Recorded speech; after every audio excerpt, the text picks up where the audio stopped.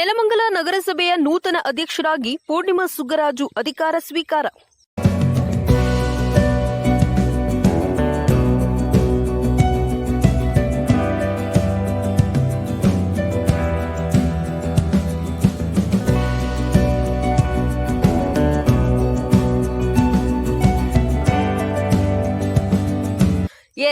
ಈ ಹಿಂದೆ ನೆಲಮಂಗಲ ನಗರಸಭೆ ಅಧ್ಯಕ್ಷರಾಗಿದ್ದ ಲತಾ ಹೇಮಂತ್ ಕುಮಾರ್ ಅವರು ಕಳೆದ ಕೆಲವು ದಿನಗಳ ಹಿಂದೆಯಷ್ಟೇ ಅಧಿಕಾರ ನಡೆಸಿ ರಾಜೀನಾಮೆ ನೀಡಿದ ಕಾರಣ ನಗರಸಭೆಯ ಉಪಾಧ್ಯಕ್ಷರಾಗಿ ಕಾರ್ಯನಿರ್ವಹಿಸುತ್ತಿದ್ದ ಸುಜಾತಾ ಮುನಿಯಪ್ಪ ಅವರು ಪ್ರಭಾರ ಅಧ್ಯಕ್ಷರಾಗಿ ಅಧಿಕಾರ ಸ್ವೀಕರಿಸಿದ್ದರು.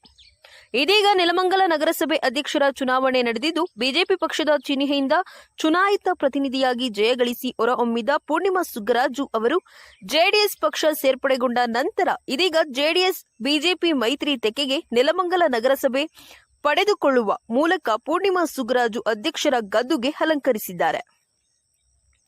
ಇನ್ನು ಬೆಂಗಳೂರು ಹೊರವಲಯದ ನೆಲಮಂಗಲ ನಗರಸಭೆಯು 27 ಜನ ಸದಸ್ಯರನ್ನು ಹೊಂದಿದ್ದು ಸರ್ವ ಸದಸ್ಯರ ಒಮ್ಮತದ ಮೇರೆಗೆ ಪೂರ್ಣಿಮಾ ಸುಗ್ಗರಾಜು ನೆಲಮಂಗಲ ನಗರಸಭೆಯ ನೂತನ ಅಧ್ಯಕ್ಷರಾಗಿ ಅಧಿಕಾರ ಸ್ವೀಕರಿಸಿದ್ದಾರೆ.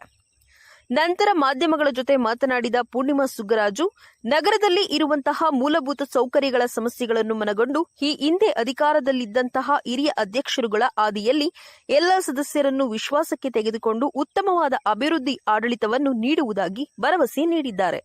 ವರದಿ ಅಬ್ದುಲ್ ಹಫೀಜ್, ನ್ಯೂಸ್ ಅವರ್, ನೆಲಮಂಗಲ.